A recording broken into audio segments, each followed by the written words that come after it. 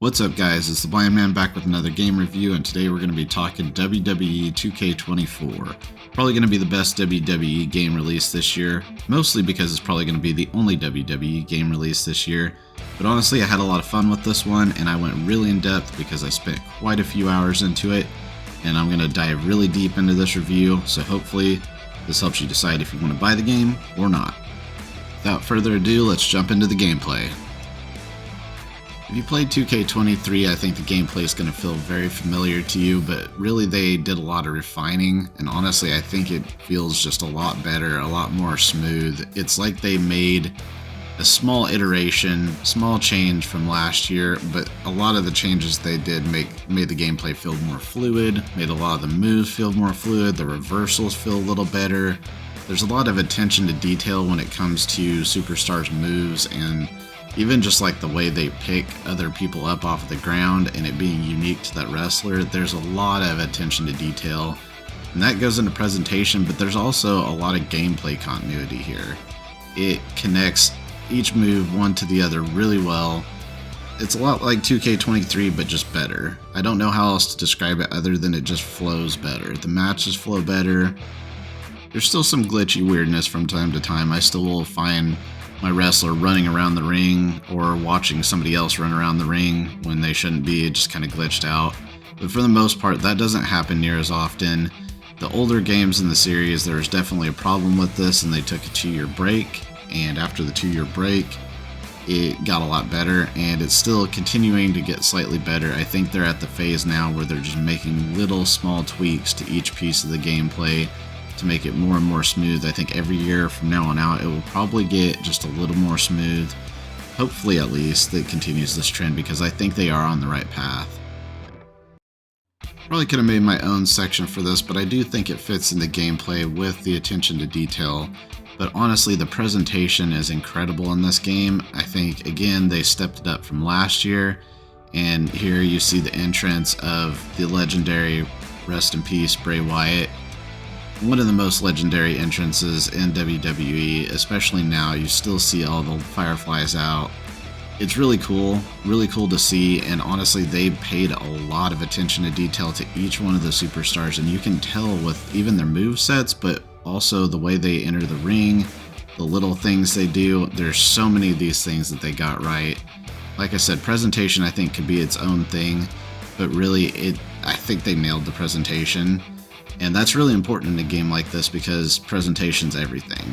You've got such specific superstars, entrances, all that stuff in the WWE, and I think they did nail this. I haven't seen really any issues, and honestly, you could go in and create your own entrances, and the creator suite in this is incredible. It's very in-depth, probably the best of any of the sports games that I've seen.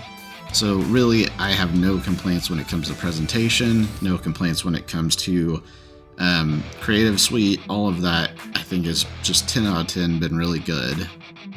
There's a couple new match types they added this year, and they featured it a lot in their marketing. And honestly, they are fun match types. To me, it doesn't make the gameplay experience so much better that I'm that excited about it, but it's cool to have, especially when you want to go back and you want to go recreate some old scenes. Here I used Undertaker and Kane because really they're the ones who made this type of match famous. But there's a casket match, and there's also the ambulance match, and you have little mini games at the end of each one where you have to go ahead and try to close your opponent into the casket or into the ambulance. They're cool little matches. There's some little tweaks that you kind of add to it, some little different nuances that you have in each match that's different than the other ones. The calling from the announce table are different on it. It's just kind of a nice little change of pace. Overall, I don't think it's a big enough selling point where I would say if you haven't played these matches, you need to get this game to play them. I think honestly they're cool, and they're a nice little bonus, but I don't think you have to buy the game because of these matches.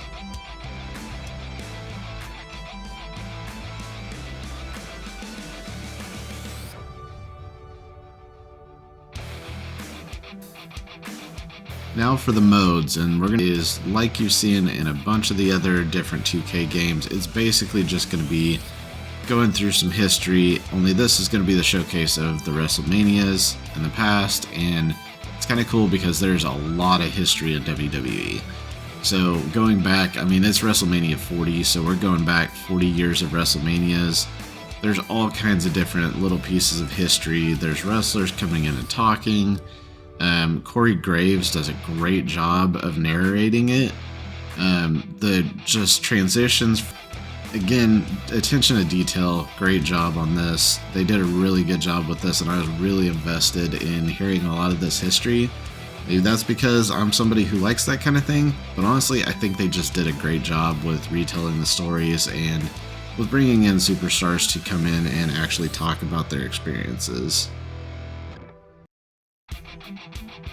Next up, we have MyRise, which has two different stories this year, the male and female story. To be completely honest, even though the male story had some moments like, saying this to Cody Rhodes, really, the male story was pretty boring to me, and there was some voiceovers from Cody Rhodes. Some of that was kind of cool, but really it was pretty predictable. The women's story was actually another story. That one was a lot better to me. I thought it was a lot more interesting, a lot more different characters. The way they did the plot was a lot different because you had 3 different storylines to go through. Basically, you can choose in whatever order you wanted to. They adapted the story. It was really good, and it was really interesting. There's even one that's kind of almost a little bit of a Bray Wyatt, Alexa Bliss style story, which is really cool to see given everything that's happened. We mentioned it earlier, but it's really cool. It kind of had some of that feel to it, and I really like the female story. MyGM is the mode that I actually didn't expect to like. You go through, you pick your GMs, you pick your brand, you do a draft for that brand, and what's really interesting about how the draft plays out is you actually have to go through and set things up based on superstars' classes, based on their popularity, based on their salary. You have to go through just kind of like a GM mode you normally would, but there's a lot of unique things in terms of building rivalries, different classes that work better with other classes and making new rivalries and things like that. It's a really complicated system, and once you really start to dig into it, it gets really fun when you're going through and just trying to make the best rivalries you can and the best roster you can. And there's a lot of strategy to it.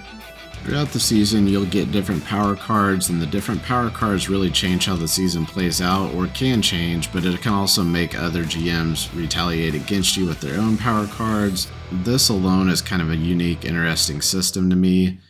Now, honestly, I can't tell you how much of this was there in the previous 2Ks. This is a new mode for me this year, but I will say it's been a lot of fun going through things like this and seeing these power cards and seeing how they actually change and how they make other GMs react to you.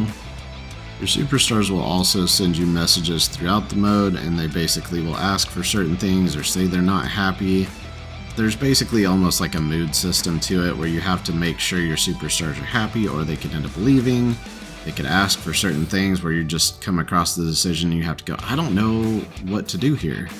And you have to make a decision, and your superstar could either be happy or they could leave the brand.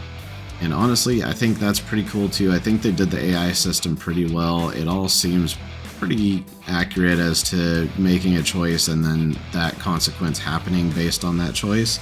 I think it all went pretty well in terms of how they balanced it. When you go through your booking, you can even get down to the promo level where you have one wrestler call out another one and set up a rivalry and start that building. You also have, as I mentioned, different class systems where certain ones work better against the others, and you can build up this rivalry where you have multiple stars throughout the rivalry and the match gets better every time. And then you can use that for the Premier Live events to where you actually do the end of the rivalry at those events and make more money that way. You use the money to buy upgrades in terms of more stadium capacity, better effects, better things to make the show better, and then you have to use that to then compete against the other GMs and make your show the best show out of the 4. The way they grade your booking is they try to make it to where the first of the show and the last of the show, the intro and the finale, are both the high points of the show. That makes your booking better. If you can make the show all the way through the best show possible, then you get a lot more money and you get a lot better grades. It helps out a lot when building further into the season. So far I've been overwhelmingly positive with this review, and honestly it's because the modes I enjoyed were up front in this review, but here's where it kind of comes to an end, or at least for me. I know a lot of people like the universe mode, but to me, I just didn't find a lot of enjoyment in this mode. It felt shallow to me, I guess. I know a lot of people, it's what you can make of your own stories. For those who don't know, Universe, you basically go through and you set up your own bookings, you kind of create your own storylines, your own rivalries. As you can see here, I went with pure chaos just to see what would happen if I did it. And honestly, I didn't really enjoy the mode in general, personally, but it's also a personal preference on this one. I feel like there could be more done with this, but it also just might not be my cup of tea. I've seen a lot of people who do cool things with it, who start storylines, who keep somebody as having the title for a certain amount of days. There are a lot of cool things that you can do in the universe. You can create unique rivalries that you wouldn't expect. But honestly, just for me, it's not my thing. I don't want to grade down on this game because of that, because I really do think it could just be a personal preference. Maybe you like this type of world building, or in this case universe building, but for me, I preferred things like MyGM, which it had some similar rivalry building, but it was more analytical. Maybe that's just how I do it, and I also thought some of the storylines were a little odd. So to me, it wasn't my thing, but there are people out there who will like this, and I'm glad they exist, because things like this should be around for the single player realm. Last, and maybe most frustrating, at least it is to me, is the MyFaction mode. If you're unaware, this is an Ultimate Team mode only with WWE superstars. Now, I'm not like most reviewers. I actually really like Ultimate Team modes, and I spend a lot of time playing them and a lot of time collecting them. If you're new to the channel, you probably haven't seen this, but where I started out was 2K22, 21, NBA, doing the My Team, which is basically a card collecting mode just like this, only NBA, just like it sounds. So the reason why this mode frustrates me, and honestly it's still playable, but it does seem like a lot more of a money grab than it was in the past.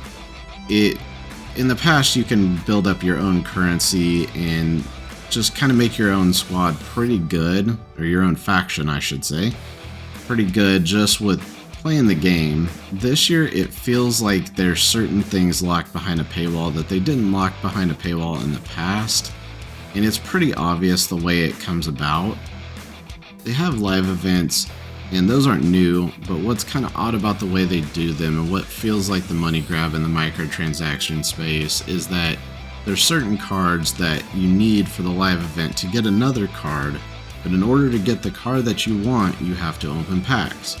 Well, in previous years, it was easy to grind the currency to where you could get packs, but this year you can't do that. There's not a good way of building up that currency, which is obviously because they want you to spend money on it. Well, I don't want to say that's fine. I don't love that. You can still play the game without these cards. It's still very playable. There's still a lot of really good cards. I just don't like the fact that certain cards are hidden behind the paywall in this way, where you can't even grind to get them. They added a card market this year, which for those of you who have watched me play 2K24, you know it's coming next. With the card market, it's the same thing 2K did on NBA. The card market has a certain amount of cards, but they don't have all of the cards from the packs, which means you cannot just go out and buy a card. There are certain cards, as other creators have mentioned, they say it's gambling only. I agree with that assessment. I do feel like it's gambling only when you have to rip packs to get certain cards, and some of those cards that are only in packs are the ones you actually need for the live series. Now this might not have been as much of an issue in the past, where you can grind up MFP points, which are basically the currency for MyFaction, and then you could rip packs like that, so you had a way of doing it outside of spending money, and you had a way of doing it with spending money to do it. You don't really have that this year, I don't feel. And that's why I don't really like what they've done with this mode, although there's some kind of interesting things they've added. They've added a ranked mode, which to me, I just didn't really feel the ranked gameplay. I'm not really big into the online gameplay of this anyways. When I did play, it was kind of slow. It was filled with a bunch of different reversals, things like that. I prefer the offline experience quite a bit more in this game, but some people are going to really want the competitive side of things, and it's good that they have it for them. But then also they added a new Faction Wars system, and if you're not familiar, Faction Wars was the way everybody grinded up MFP points. Well, this year it's a completely different currency. You don't get very much at all MFP for doing it. You do get some cards that are in the store, some cards that rotate through, some of the bosses that you actually unlock by going through it. There's a really interesting map type to it, but the thing that really is not the best in my opinion to it is you don't grind the main currency for the game anymore. And so now you're not really able to get some of those cards that are again locked behind the paywall. You can get the ones that are in MyFaction, Faction Wars, but you can't get the cards that you have to open packs to get. And while it's a really cool thing that they added, I feel like the balance of spending money to win in this game, I shouldn't say to win, you actually get some of the best cards for free in this game. I will give them credit for that. The thing that isn't great is that some of the cards that people might want are kind of locked behind you have to pay to get them, and that's where I don't like it. And I get that not every card is for every person, but I do think they should at least be attainable with a certain amount of hours of playtime without having to go through and either spend money or dedicate your life really to getting enough MFP to open these packs, because the packs are so much more expensive than they were in past years and you make so much less MFP. To me, it's a step down this year, although they did add some cool features. I do like the system and the map of the Faction Wars. I think it's really cool how they did it, and it's a lot more interesting. Just for me, I think there's too much of a money grab here for me to be happy with this mode. Finally, would I recommend this game? Honestly, in almost all ways, yes, I would recommend this game. MyFaction is the only place where I'm not sure that I would recommend it if that's what you like to play. I would almost say go back to 2K23 for MyFaction, but if you really want to, it does have some good pieces, even in the Faction Wars piece and ranked. I really think though the single player modes are where it shines. The showcase, the MyGM, the story, at least on the women's side, all of it I think is really good, and I do think is worth playing and worth buying. So for me it's a buy, but let me know in the comments what you guys thought. Let me know if you ended up picking it up, how you felt about it. Let me know if you feel like I missed anything. As always, I appreciate everybody who stopped by to watch the video. I hope this helped or was at least enjoyable. Thank you for your time. Peace.